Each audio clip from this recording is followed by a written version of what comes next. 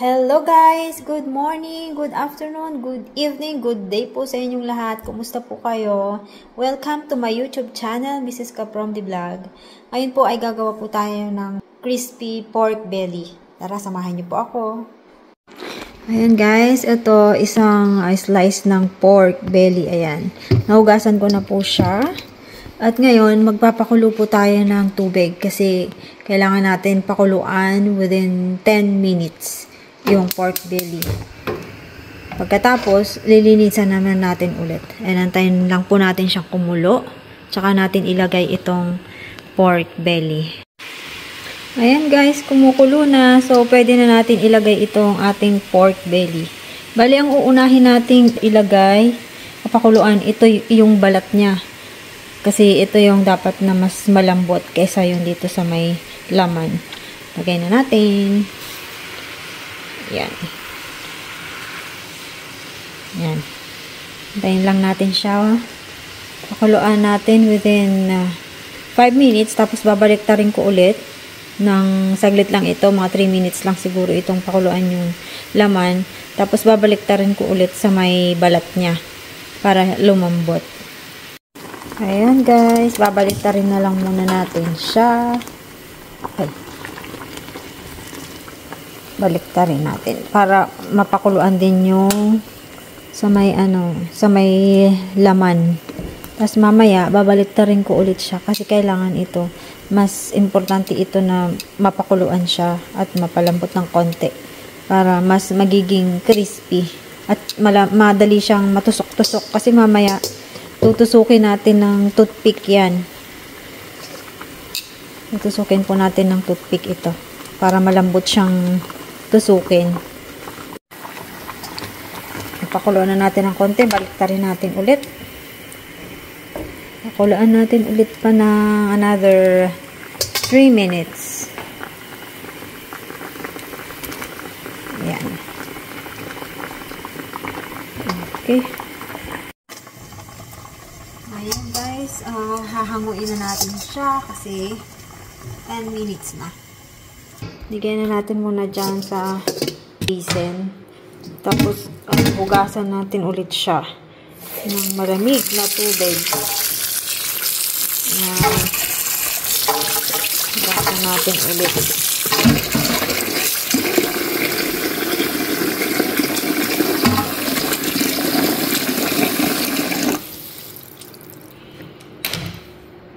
Tapos natin pakuluan guys, hinugasan ko na muna. Tapos, kailangan tanggalin yung mga yan, kuskusin natin yung mga ibang puti-puti niya. Saka yung ibang, kasi meron mga balabalahibo pa. Kailangan tanggalin yan. Yan. Tapos, kuha tayo ng tissue. Tuyuin muna natin. Ayan.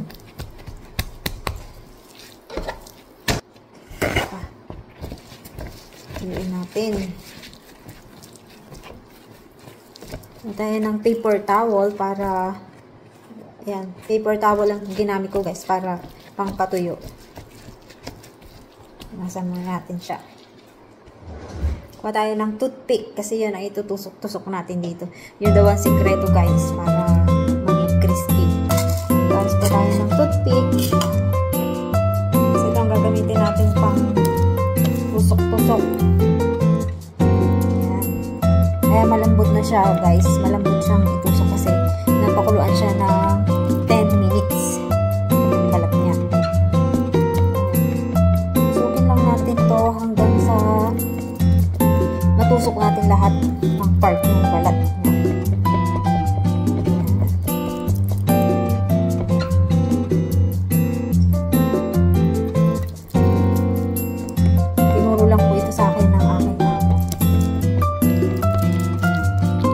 Tapos mamaya, iluluto natin siya guys sa air fryer. I-air fryer natin siya. Kasi dito sila mag-deep yung deep fry. Iluluto sa mantika. Piniprito sa mantika. Gusto nila dito ay bake, air fry,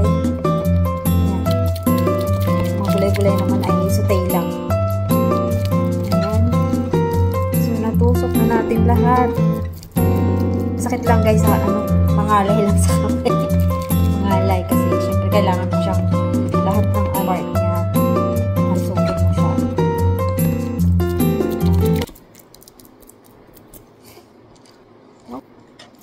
Ito nga pala yung aking gagamiting mga ingredients guys. Yan, garlic. Ito, 5 spices daw to. Yan, 5 spices. Black pepper, rice vinegar, tsaka salt. Yan ang aking gagamitin para sa pangtimpla. Ngayon, ito ay hihiwahin muna natin itong part na to. Hiwain natin ito ng paganyan. Para matimplahan natin hanggang ilalim.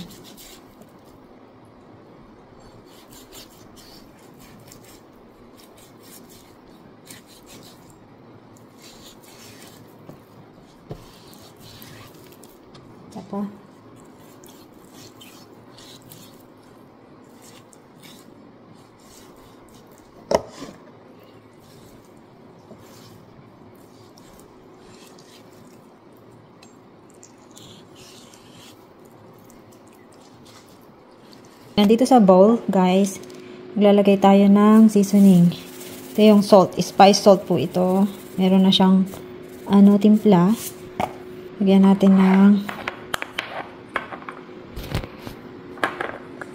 natin ng 5 spices, kunti lang. Pag pabango lang naman ito. Kung walang ganito, okay lang din naman. Tapos ito, garlic, powder garlic. And then, itong black pepper. Natin siya. Automatic ito, guys. May ila.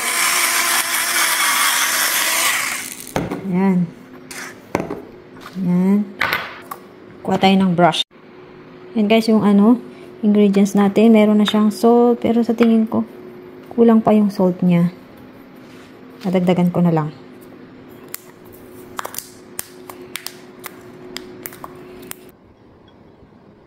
Saka natin iba-brush dito sa may pork belly. Bango. Tapos natin mahiwang ganyan. Yung pahaba. Ihuwain pa natin siya ng paganito, guys. Yan. Ihuwain pa natin paganyan.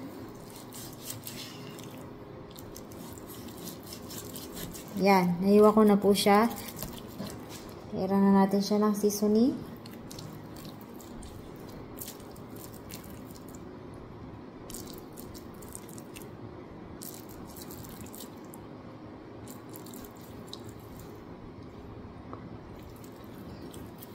Bawat singit-singit, kailangan malagyan para magkalasa. Yan. Ito na ako nag-gloves, guys, kasi hugas naman ako ng kamay. Kaya, malinis naman yan. Ayan. Ayan, dito sa ibabaw. Tapos, dito sa may mga nahiwa natin, lalagyan din natin siya.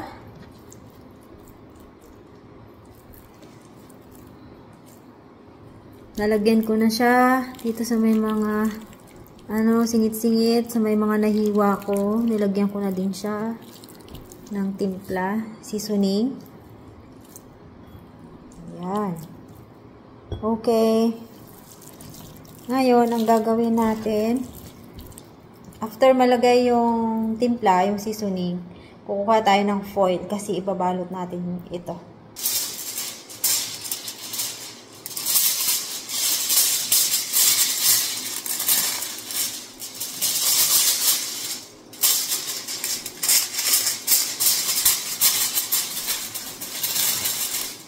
Ayan, guys, kumuha ako ng foil.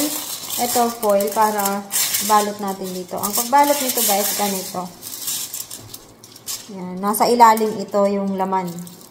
Paibabaw natin yung yan. Yan. Sa ilalim yan. Paibabaw natin yung balat. Tapos, lang natin siya. Parang gagawin natin siyang kahon. Yung foil, parang gagawin natin kahon. Para masalo mamaya yung oil niya pag in-air fryer natin.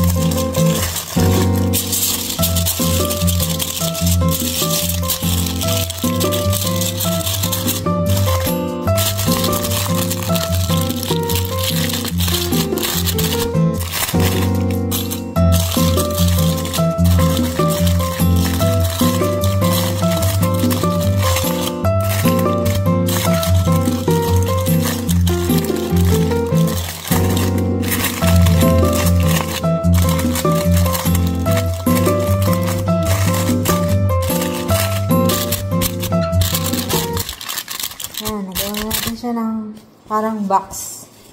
Ayan ang itsura niya, guys. Ayan. Tapos, ang gagawin natin, lalagyan natin siya ng salt. Yung ibabaw niya.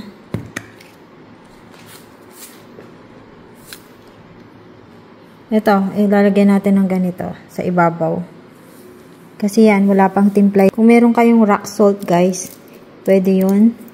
Tapos, i-leave lang natin siya ng siguro mga 5 minutes yung salt. Diyan. I-ano lang natin. Isok lang natin siya in 5 minutes sa salt. Kalat natin.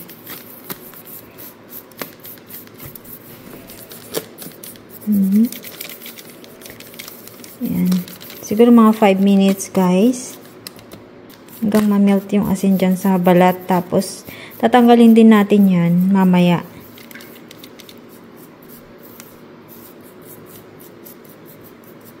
Ayan. Tayin lang natin ng 5 minutes. Na-melt na yung salt. Pwede na siyang tanggalin. Gagamitan ko siya ng kutsilyo para makayod yung asin. Ayan, guys, kita nyo yun? Para na siyang tubig. Ayan. Ito ata. O, ito na lang. Kutsara. Para matanggal. Punasan ko siya ng paper towel. Para matanggal yung asin. Kasi, na siya nanuot na siya doon. Pumasok na siya doon sa tinusok-tusok natin. Sa butas ng tinusok-tusok natin ng toothpick. Pumasok na yung ibang alat. Kaya okay na yan, guys. Ang susunod po natin gagawin ay lalagyan natin siya ng rice vinegar na isang kutsarita. Kasi yun daw po yung isang sikreto para po maging malutong yung balat pag in-air fryer. Guys, para makita niyo. Ayan.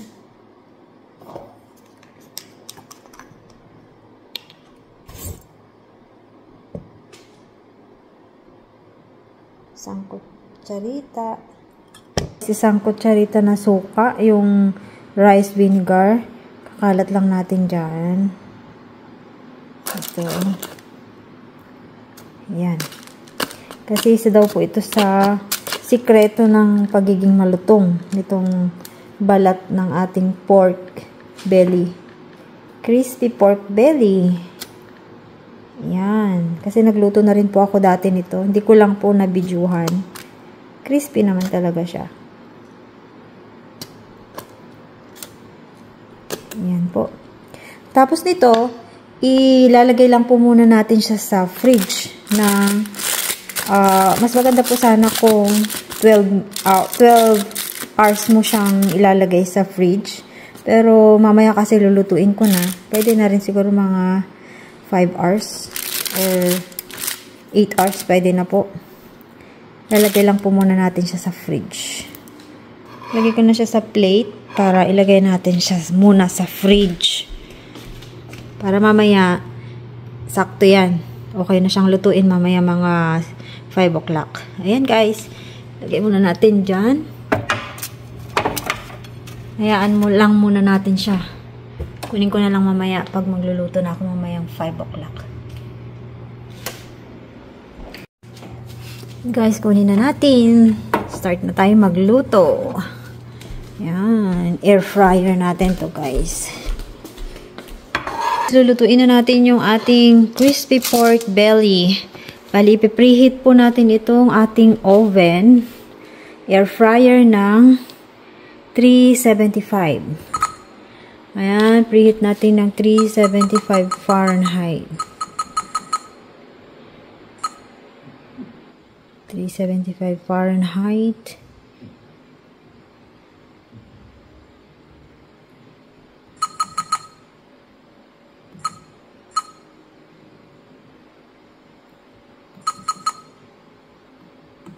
Yan. Tapos, itong steam niya is 0. 0 dapat. Yan. Naka-off. And then, on. Maganda itong oven namin. Pwede siyang, Anova. Pwede siyang air fryer, pwedeng steamer, pwede rin bake. All-purpose siya. Maganda ito. Yan. Hintayin lang natin siya mag-preheat ng 375 bago natin ilagay ito sa loob. Yan, guys. After po ng 375 Fahrenheit, ilagay natin ng 25 to 30 minutes.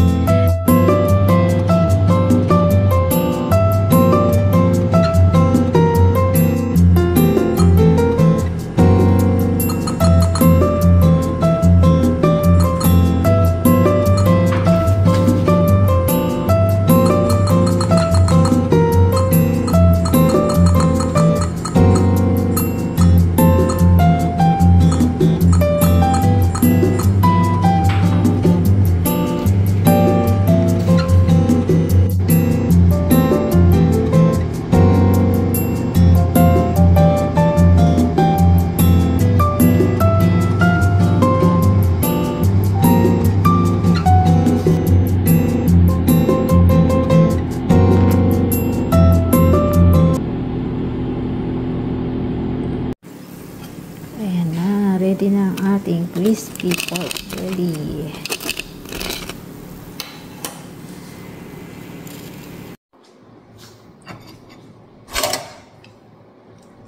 Ayan na, guys, ang ating crispy pork belly.